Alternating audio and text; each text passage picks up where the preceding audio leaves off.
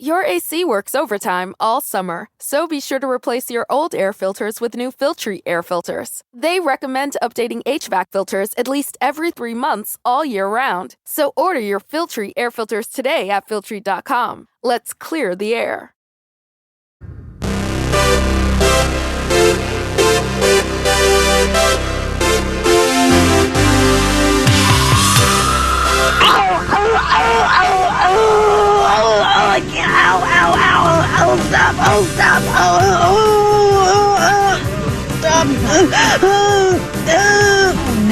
Oh, boy, dear. I think she's actually hurt. No, I think she is. Yeah, she's hurt. She took a hard fall off there. Boy, Okay. gosh, I hope she's okay.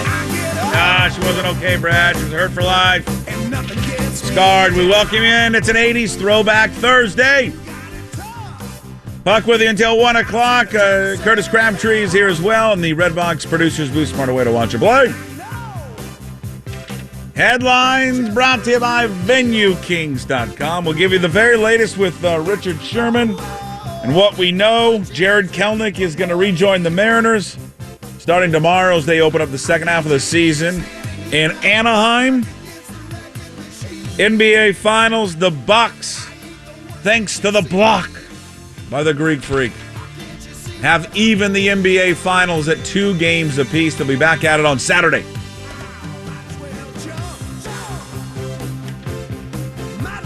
We got to give you an Open Championship update. We'll be doing this throughout the golf season, all brought to you by our leaderboard update, Circling Raven Golf Course in Worley, Idaho.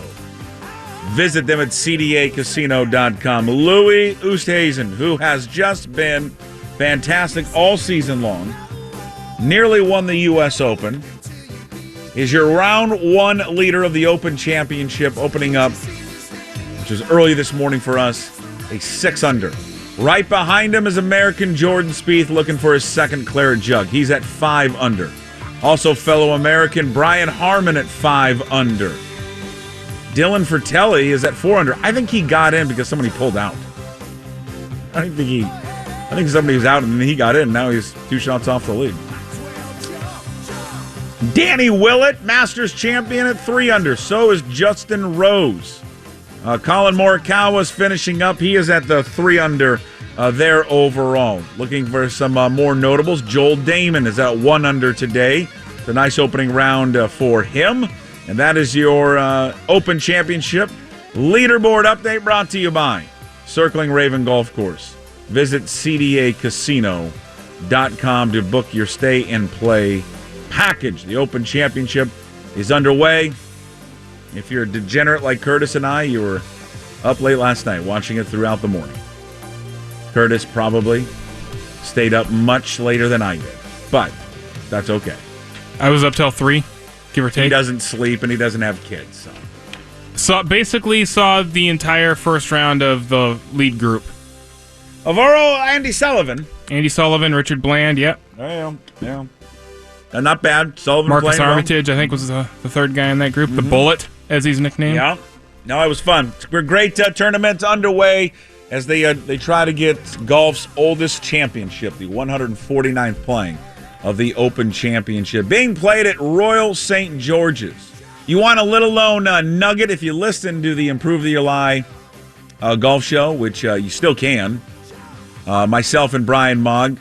The go-to guy was not there on this week's episode. Why? He's getting ready to sell a rental house over in Port Orchard, so he was painting. That or he was drinking at a bar. I'm not sure what he was doing. Anyway, it is it was the first championship played outside of Scotland. Did you know that? That's nugget number 1. You want nugget number 2? You know who the most famous member, because this is a private course. Do you know who the most famous member is? Not off the top of my head. Mm-hmm. Are you a James Bond fan? I'm familiar. Do you know who Ian Fleming is? I know the name. He created James Bond. Why? I know that there was a match in a James Bond. Well, yes. Ian Fleming was a member there. He wrote in the book, well, then obviously the movie, Goldfinger. The golf scene in Goldfinger is at Royal St. George's. How about that, huh, Curtis? You don't get that anywhere else. I'm going to tell you that right now in this country. I can find that little nugget. Guaranteed. You're going to get that one. All right, so that's your round one update and leaders. Mike Garofalo today on the old radio program. Not sure we have much to talk about with Mike. NFL Network, all brought to you by Salmon Service Center, salmonservice.com. Tweet of the day, it will be from Giannis Antetokounmpo. God darn it, that was a great block. I mean, the more and more I have watched it, because the immediate comparison was to LeBron, and obviously what he did against the Warriors. More on that in a quick second. Phil Steele, the godfather of all college football magazine previews, he'll join us today at noon on our lunch break top story of the day. We'll talk a lot of Cougs, a lot of Huskies, and certainly a lot of Pac-12. Before I go back to Giannis, we are in for the next week in the brand new Hydroplane Race Boat Museum in Kent studio. Because Mary Lee Walmsley from Normandy Park called up yesterday and made a donation of $1,200 to the Ronald McDonald House. That's what we're talking about. Round of applause. And that got the total to where? Bucket? Total now is $15,000 that this stupid little radio show, this minuscule radio show, the show about nothing. It really is about nothing. From 10 to 1 has raised, because of our listeners, $15,000 for the Ronald McDonald House, where, again, I always like to remind people, it costs $30 a day for a family to stay there when one of their children is being treated at Seattle Children's Hospital. $30 a day. So just imagine what $15,000 has meant to families who have to go there. It's remarkable. And it all started with the Chalet Bowl in Tacoma. It's unbelievable. Reggie. Shout out to Reggie. Reggie, without you, we wouldn't have gone anywhere. Started out with $300, and it's now grown to $15,000. So amazing to all the people that have donated for the last few months. We just can't thank you enough. I mean, from the bottom of my heart, it is, I think of anything that I've been a part of at this radio station, been a lot of great things. This is probably, I would say, one of the most satisfying things, if not the most satisfying thing I've ever been a part of. Just to see something that just started in a first segment, because this show is just all over the place, and it has grown into $15,000. It starts Chalet Bowl, Salmon Service Centers, Well 80 Brewery, Independent Pest Solutions, Guild Mortgage, Approach Technology, Gray Mouse Technologies, The Flotation Device, from Kevin Calabro, Think a Teacher Studio, Windermere Real Estate, Dave Caraway, Keller and Homes of Kirkland, Love LeConnor last week, and then this week, the Hydroplane Race Boat Museum and Kent Studio. Now, they don't even know that they are going to be the sponsors of this, because Mary Lee Walmsley from Normandy Park, who called up for the donation, her family very much into the hydroplanes. She loves the hydroplanes. They sponsor a racer, Michael Kelly, thank you. And she just wanted to highlight that, hey, this place in Kent's awesome. You can go there. You can check it out. It's a piece of our history, which it certainly is. The race is coming up in Tri-Cities here soon. We will not have the races on Lake Washington. Not sure why not, but apparently we're not going to have them. But it's a cool museum, as Mary Lee points out. She also wants to point out that you can rent it out for functions and events there as well. So just go to the website. They also have a Facebook page, Hydroplane Raceboat Museum in Kent Studio. Big thanks to Mary Lee Walmsley from Normandy Park. A $1,200 donation, our total $15,000. Now, just like DePoto, we moved the goalpost. We said our goal was 15. Well, now let's just lie and say it's 20 now. All right? If you guys all believe DePoto, and he keeps changing it every year, don't get mad at us when we change it. So we'll set a new goal of 20. See if we can get to $20,000, which will be pretty cool. And no doubt that we will, because we've got the greatest listeners in all of the land here from 10 to 1. All right. So back to Giannis. So the immediate response was, man, that was just like LeBron. This is better than LeBron. Oh, it's way better than LeBron. This is better than LeBron. He went through Ayton's arms and blocked the shot with his finger. I mean, it's unbelievable. Well, not only that, but LeBron's was a chase down block, coming from behind on a full court run, and then getting there. To have Giannis in the paint, change his direction to get back on the backdoor cut from Ayton. It was beautiful play. We're already falling in. I'm falling into it though. Can we just appreciate both? And I'm falling into the trap of which one was better. Yeah, they're both sick. Damn it, it makes me mad. I just. There's a reason they call the guy the Greek Freak. He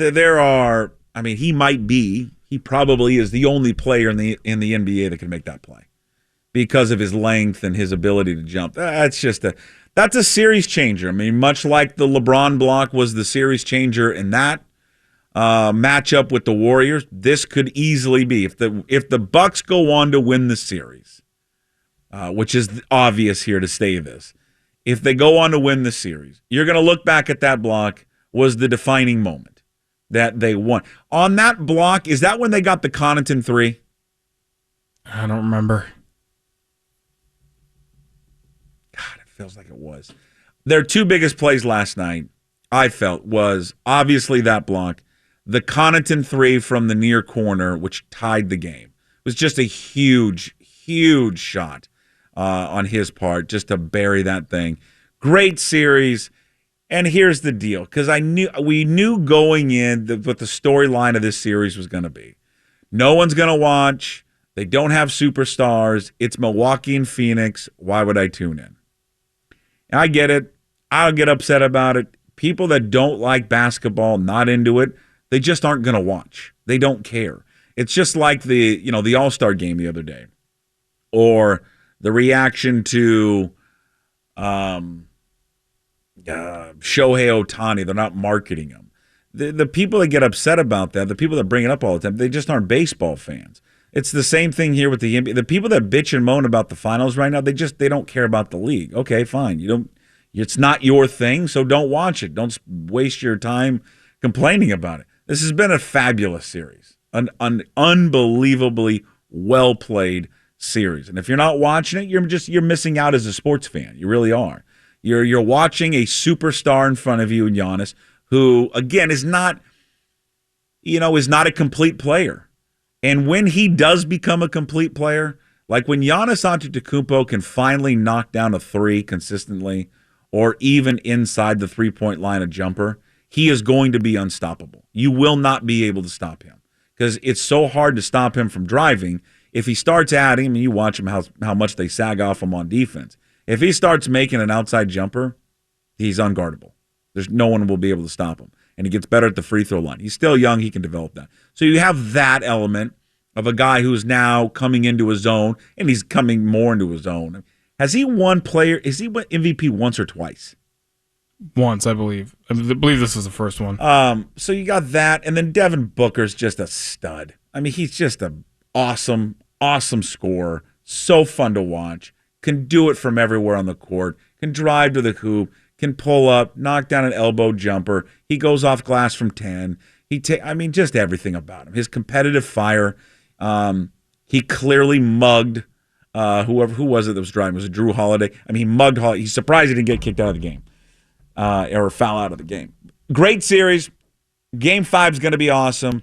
This has all the makings of going 7, and it's just been a tremendous series. So if you're missing out, you haven't seen it, it's too bad because you're missing out on one hell of a series.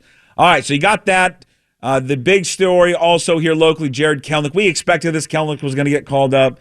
They have made it official today, so Jared Kelenic will be in uniform with the Mariners starting tomorrow, which is great news. Good for Jared Kelenic. I would steer you towards our interview we did with him last week. It's up on the iHeartRadio app. Download it today, and you can listen to the interview that we had with Kelenic last week. It kind of felt like when you got out of that interview that he was pretty much on his way back up. Then, he struggled clearly when he was here the first time. Is he going to come up here and hit right away and be successful? I mean, none of us know. Is there a chance he goes back down to Tacoma at some point? Yeah, probably. But I think the thing with him is that it felt more mental than physical. And if he can, in the time in Tacoma, find that mental side of the sport and get over the hump that he was in and stop beating himself up as much as he did the first go-around, he's got a chance to be obviously very, very, very successful. And then again, we'll see what the Mariners do here. I mean, where are we, July 15th here? We've got about, 16 days, 15, 16 days. You know where I stand. I want them to add something. Add a bat, add an arm. Let's see where this thing can go. It would be awesome if they could get Nelson Cruz. I mean, that's the guy that we have earmarked and we have circled just because of the cost of acquiring Nelson Cruz. He has not slowed down one bit. I think what makes him even more intriguing about acquiring Nelson Cruz is look at his numbers, and he's 41. There is no – I think there is no doubt that this guy, because of the shape he keeps himself in, can play another year. So don't look at it if they went out and acquired Nelson Cruz as, well, yeah, but just for half a season. Why? Why not more? Why not next season? I mean, he reached a one-year deal this year with Minnesota. Why not acquire him now and then talk to him about adding another year next year? He'll be 42, but look at his numbers. He's not slowing down. And then if he slows down and he's not the same player next year, well, okay, whatever. Then you just move on. But, man, for a guy that has put up this type of stats already at 41 years old, why would you not take a flyer on him again next year? So we're hopeful that they add to the team and not subtract to the team. It could be a major boost for this squad moving forward in the second half of the season. All right. Curtis, I would imagine after the show yesterday you were all over the press conference there. I'm not sure if there's anything up on the webpage as of yet, but you were following along with what the Redmond Police Department, I know we aired it here on 950 KJR, and more details coming out of what happened with Richard Sherman yesterday. Anything new that you could glean from what you heard yesterday when the police department went up there with the press conference? Well, I think it was just I thought it was important to hear them kind of play out the scenario as to what happened. It seems like the most significant thing from it might be the accident. Yeah. The car accident, right? When all's said and done. I mean, the headliney domestic violence charge that exists out there is more from the showing up at his in-laws' house and causing damage to a door. Sure. Which, not to minimize that, but it's not having a physical altercation with any family member. Yeah. Can I stop you there, though? Yeah. Because I've heard this a lot. And I would just ask people that keep saying that. And I'm not attacking you, and I'm not saying what you're saying is not wrong. Because you're right. It is the burglary domestic charge is based on him trying to beat down the door, right? Yeah. I would, though, counter with this. Well, all it was he beat down, he damaged the door. I would just ask this to those people, because I've seen that a lot on social media. What do you think he was going to do once he got in the house? I don't know. Well, okay, right. You don't know. Neither do I. But I'm just asking people, if he's willing to beat down on a door, what did you guys think he was going to do once he got inside that house? Did you think he was going to go in there and let's sit down and have some tea? The only reason he didn't get inside the house was because the officers showed up. That's why. It wasn't because he didn't go inside, because he said, I don't want to go in there anymore. It's because the officers showed up and prevented him from going in. So, again, I just would like to offer that, because that has kind of been brought up a lot. Yeah, the only reason I mention it is because you see a domestic violence charge and you say 100%. So he had some sort of an incident with a family member, like either physically or extremely verbally or something to get to that point, as we saw with Dwayne Haskins last night, that story that came out. But then I would say this, that the good news is that no one was physically hurt. I don't know about emotionally or verbally or mentally. There seems to be a lot going on there. Because if you listen to the 911 calls, and I know that's a whole separate issue with a lot of people, and we can get into that later. But if you listen to that 911 call, when you read her comments that she gave Ashley, when she gave to the Seattle Times, it made it seem when you read her comments that everything was A-okay and we're fine. You listen to that call, and not everything is fine. That is as clear as day that not everything is fine in the situation. I mean, you have she is frantic. She is upset. Obviously, she's very emotional. Now we've got indication of him having suicidal thought. I mean, this is big. So, again, there's a lot to unpack on this story. I guess the number one thing is this. No one was hurt. No one was killed. A lot of us are looking for ways to start our day feeling more joy and appreciation. And while some of us write gratitude lists or do yoga, others pour themselves a bowl of their favorite cereal, Honey Nut Cheerios. Because not only are Honey Nut Cheerios delicious, they can help lower cholesterol as part of a heart-healthy diet. So maybe the secret to a great mood all day is a little yoga. Then writing your gratitude list over a bowl of Honey Nut Cheerios. Learn more about a heart-healthy lifestyle at Cheerios.com. 15 minutes could save you 15% or more. My dad used to say that. Sure, yeah. It's from Geico. Yeah, whenever I would ask my dad for life advice, he'd sit me down and say, son, 15 minutes could save you 15% or more. And look at me now, a well-adjusted adult with a drawer full of plastic bags I'll never use. Okay, I'm confused. Was your dad a licensed Geico agent? Nah, he was just a real good dad. Geico. 15 minutes could save you 15% or more. Including himself. And I will never, ever, ever minimize and try to trivialize getting in a car. One thing to have 4 drinks, but to have 2 bottles of alcohol in your system, 2/5 allegedly of vodka and Hennessy, and get into a car and drive erratically, drive into a construction zone in which you could have killed somebody, some guy who's a father, who's a husband, maybe a wife, a mother in there who's working late night to support their family, and an erratic drunk driver is rolling through their zone in which it's blocked off, so they're already putting their lives at risk working late night doing this work because of people like this. Please, what I would urge people in this story is this.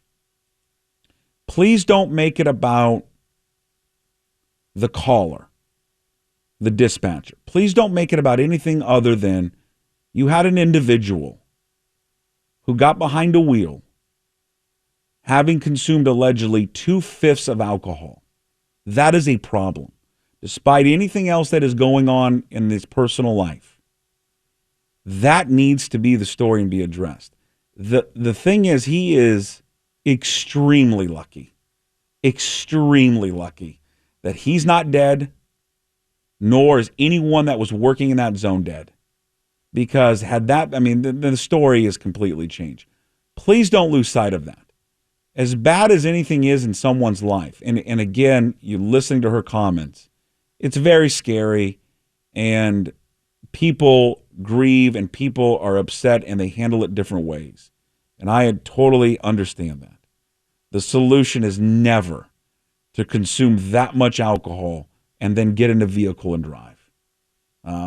And that should not, and I hope, is not being overlooked by people. All right, we'll have more on this story as the show continues here on 80s Throwback Thursday. Mike Garafolo, he's going to offer some perspective on this one. NFL Network, all brought to you by Salmon Service Centers. Tweet of the day, also lunch break. Phil Steele will join us. It's all brought to you by NorthwestFarmFresh.com. Northwest.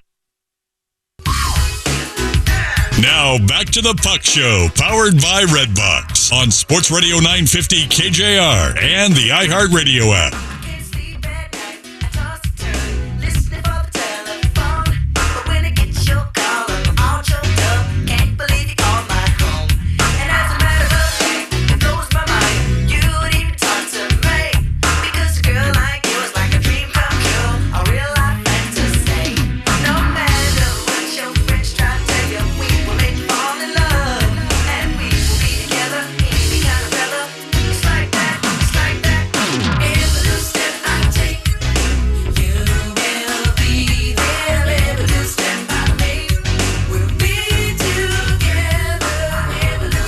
Yeah, that was right on the cut line.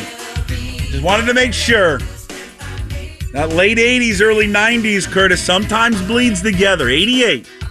Bobby Brown, Don't Be Cruel. That's right. All right, we're good. Well, this is Every Little Step. I know, but the albums, Don't Be Cruel. All right, just want to make sure. 1988. Well, Throwback Thursday. I'm under the bar, right? You are. You made it. Curtis, you're good. You're good. There's no issues there. And apparently it was released January 31st, 1989, so it's not right up against it. Ah, it's good stuff, man. Crank him up. Bobby Brown. Come on, Curtis.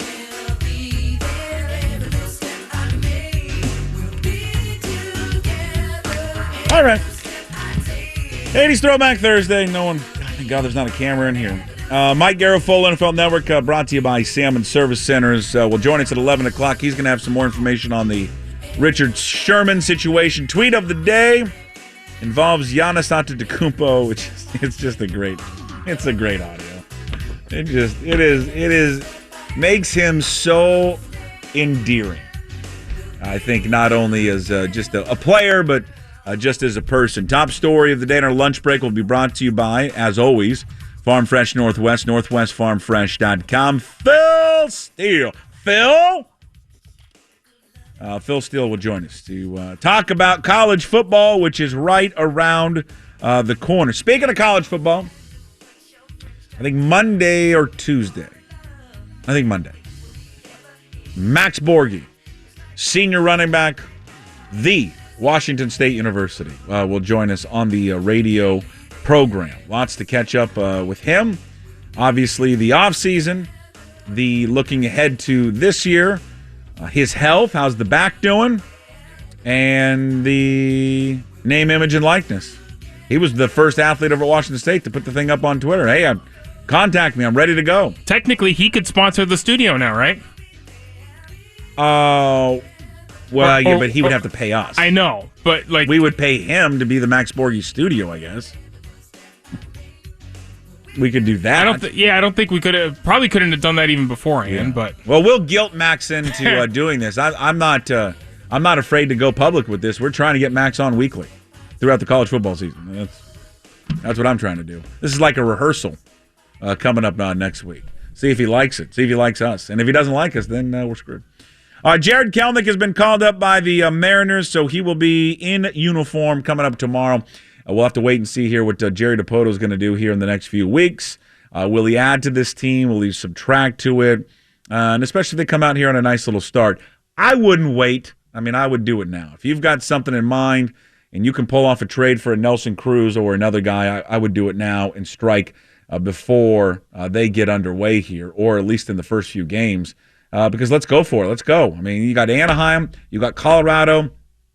You should walk out of those first two series with a winning record, and then it sets you up for which will be a great early second half of the season series against the Oakland A's at home. And I can't wait to get out there, especially if they do really well against Anaheim and Colorado on the road. I cannot wait to go to T-Mobile on that first game against the Oakland A's for that 4-game series. All right, the Richard Sherman situation that, of course, dominated the news yesterday. I guess from a news standpoint, not much else to add in terms of details that have come out from it, other than, we read you something that I want to ask Mike about coming up at 11 o'clock. When the initial story or stories came out, and I believe it was the Seattle Times in their report, they had mentioned that the sheriff's office had obtained an extreme risk protection order. Do you recall that, Curtis? Yes. We discussed that. Well, the one thing that was new today in reading back through it was apparently that extreme risk protection order that the sheriff's office obtained had actually happened earlier this year. So it wasn't a result of the last day or two. Yeah, no, this was existing before. Yes, I didn't know that. See, it didn't make when they first wrote the story, that didn't add up to me. That didn't compute with me. So this was from earlier this year. So he's had this for, forever how long? I don't know. Start of the year, February, March, whatever. And so I'm curious, if you don't know what that is, that just means he is banned from possessing firearms. So that has been happening for several months now, that he has not been allowed to brandish a firearm there by the sheriff's department, that extreme risk protection order. The obvious follow-up to that is why.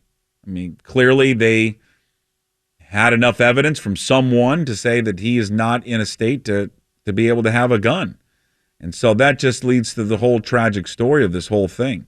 And it just really is. I mean, all of it is. I do keep circling back that no one was physically harmed. And that is especially in that car. And that's just for me what I keep coming back to. It's just that this thing could have been a whole lot worse. And please, please, if you know someone, if you have been affected by this personally in your life, please do not for a second remove who the player or the person is for a second and just look at the individual decision that he made. He put the community at danger yesterday by getting in a vehicle and operating it from his home in Maple Valley to Redmond.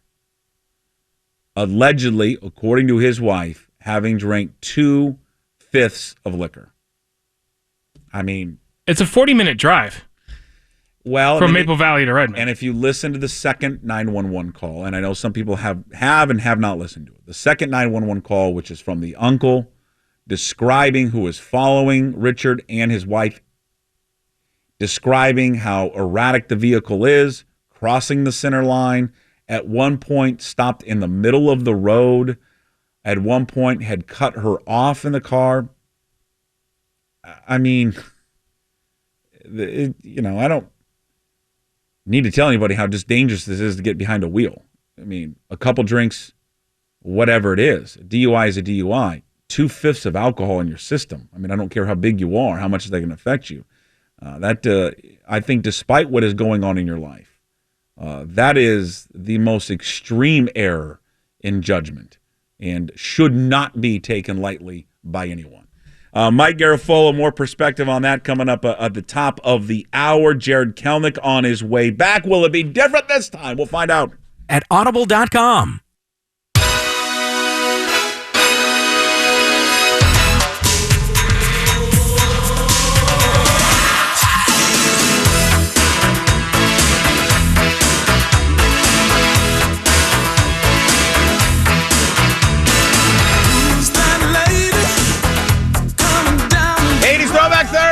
Puck with you until 1 o'clock. Ian Furness, the mayor, will join us. Oh, Patrick Reed just missed a 2-footer.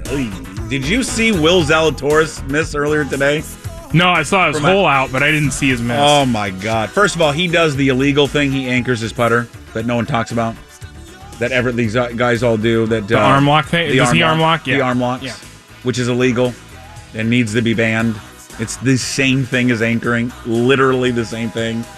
I don't understand how it works. Like, I've grabbed an arm lock putter down at the golf shop, down at Putts before, and like I'm trying to grab the club and have it like none of it like makes sense to me. It needs to stop. It's against the rules. It should be against the rules.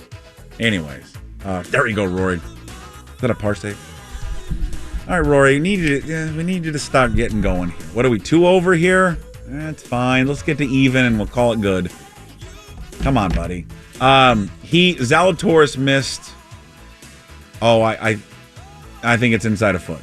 Oh boy. But Curtis, you got to go look at it. It's the worst putt you've ever seen. Like he takes it back, but he's wobbling when he's taking it back. So he like full on like missed a putt. Just didn't Curtis, like try to do one of those little quick tap ins and like no. No, it's not like in my golf league at Interbay where I do that all the time. I do the little flip and then I miss it, and then I look at my partner and I said, really? We're going to count that? Yeah. All right. Screw you, buddy. It's the worst putt you've ever seen. It really is. And the anchoring the damn thing to his entire body. All right. The drama coming out of the Open Championship is hilarious right now, and it involves our guy Bryson DeChambeau. Because of course it does. Who I have defended because I kind of like him being different, but now I feel like I'm being more and more on an island, and I need to get off of it. We had Simon Clancy on yesterday, who was previewing the Open Championship. BBC journalist, former BBC journalist, and now just works for a variety of British TV stations, magazines, outlets in London. And he came on yesterday to preview the Open Championship and how most everyone in England hates him, hates DeChambeau, and they love Koepka. And Clancy hates him too. So DeChambeau fired, I think it was 1 over today. Finishes round Sounds right, yeah. 1 over. He could not get his driver because if you're not following this, he wanted to do the same thing he does at every tournament. He wants to overpower the course. So he wants to hit driver on every hole here. And so he has taken the driver out on every hole. This is not a long course for them. It's a little over 7,100 yards. Now, for us, that's hard. For them, that's easy, especially this style of course. But he wants to keep hitting his driver. So after the round, he's like, well, my driver sucks. And people are like, oh, like you just couldn't hit it? Or he's like, no, my driver, the actual driver they gave me, it sucks. I hate it. He goes on to kill the club itself and basically, killing the manufacturer of his sponsor, Cobra. If I can hit it down the middle of the fairway, that's great. But with the driver right now, the driver sucks. It's not a good face for me, and we're still trying to figure out how to make it good on the mishits. I'm living on the razor's edge, like I've told people for a long time. So there's a couple of people. So the guy that I don't know what his role at Cobra is. I think he's the manufacturer of it, or he's the Cobra rep. So a golf reporter, Nate Scott, who works for, I believe, Golf Week. He works for Golf Week. Nate Scott ends up getting a hold of a Cobra rep on the line, and the Cobra rep says this, my God, this is just a tremendous quote. Mind you, Cobra is his sponsor, is his club sponsor. He's their tour operations manager, is what Ben Showman is. Okay, so this Ben Showman says, quote, everybody is bending over backwards. We've got multiple guys in the Open who are CDAing? CAD. CADing? Yeah, it's computer-assisted design. Yeah. This and CADing that. Trying to get this and that into the pipeline faster. Bryson knows it, Showman said. It's just really, really painful when he says something that stupid. This is the guy that worked for Cobra. Well, here's the twist. When his caddy quit on him 2 weeks ago in Detroit, this is the dude who caddied for him. Yeah, right, exactly. DeChambeau is currently using a Cobra Wrap Speed driver, 46-inch long. Here's the best thing. If you're a golf fan, you'll understand. His degrees of loft is 5. Most of you are hitting, I know you're probably 10.5. 10.5. Most amateur are hitting 10.5 to 13. Yeah, that's probably fair. Right. He's hitting 5. You'll never find a club like that in your pro shop. It's been made specifically for DeChambeau. Showman went on to say, this is his quote today, he has never really been happy, ever. Like it's very rare when he's happy. Now he's in a place where he's swinging a 5-degree driver with 200 RPM of ball speed. He means 200 miles per hour there. Everybody is looking for a magic bullet. Well, the magic bullet becomes harder and harder to find the faster you swing and the lower your loft gets. That's the Cobra rep. The guy, the tour operations manager, is just blistering. I mean, I don't know. So, well, I bet you Bryson's finding a new. I guarantee after Bryson hears that, he's gone. He's going to find a new equipment rep. I guarantee it.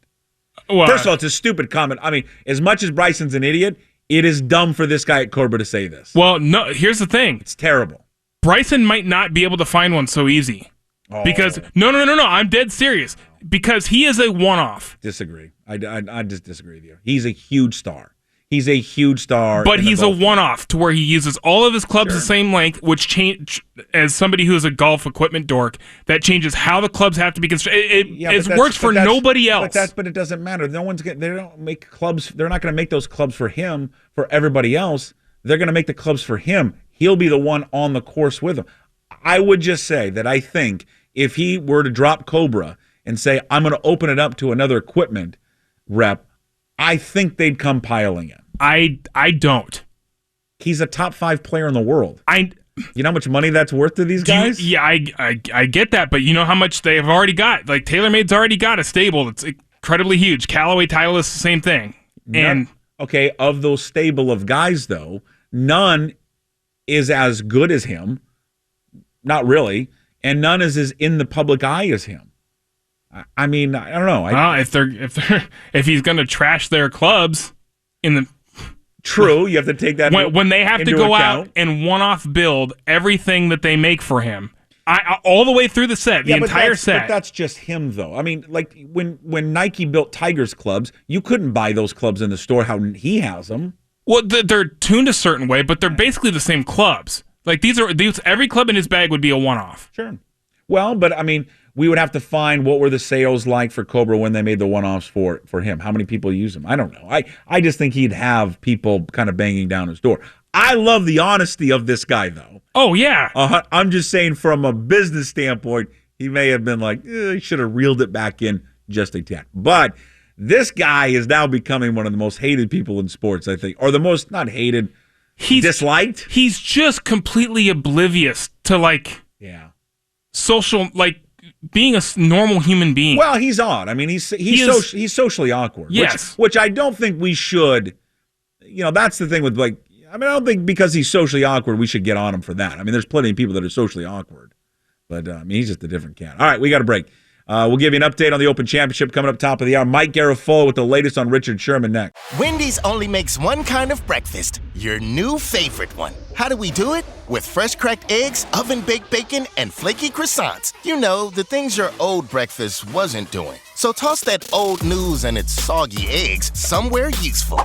And get to Wendy's, where the sausage, egg, and Swiss croissant, bacon, egg, and Swiss croissant, and honey butter chicken biscuit are just 2 for $4. Choose wisely. Choose Wendy's 2 for $4. Limited time only. Single item at regular price. Price and participation may vary at U.S. Wendy's.